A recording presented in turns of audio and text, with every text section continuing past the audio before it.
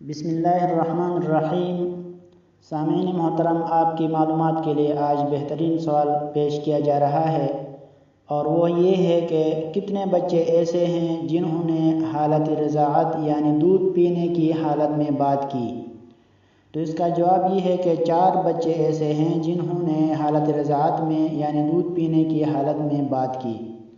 ان کا مختصر تبصرہ اور مختصر بیان کیا جاتا ہے، تفصیل تو بہت زیادہ لمبا بن جاتا ہے۔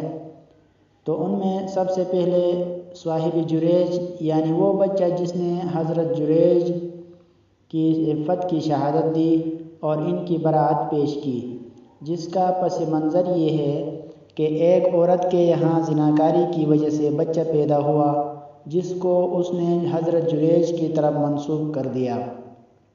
حضرت جریج نے بچے کی طرف اشارہ کیا تو اس نے گواہی دی کہ میرا باپ فلاں چرواہا ہے، اور حضرت جریج رحمۃ اللہ علیہ کی پاک دامنی ثابت کر دی۔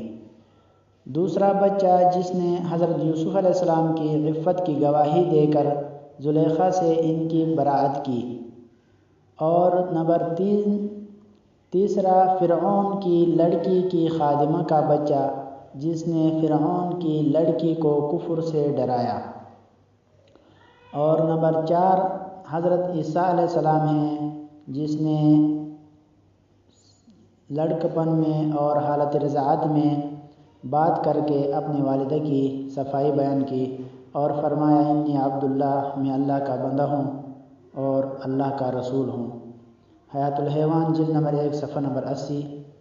اور مزید اسلامی معلومات اور اچھی جنرل نالج، اسلامی جنرل نالج کے لیے ہمارا چینل سبسکرائب کریں اور ویڈیو زیادہ سے زیادہ شیئر کریں تاکہ دوسرے لوگ بھی مستفید ہوں۔ والسلام علیکم۔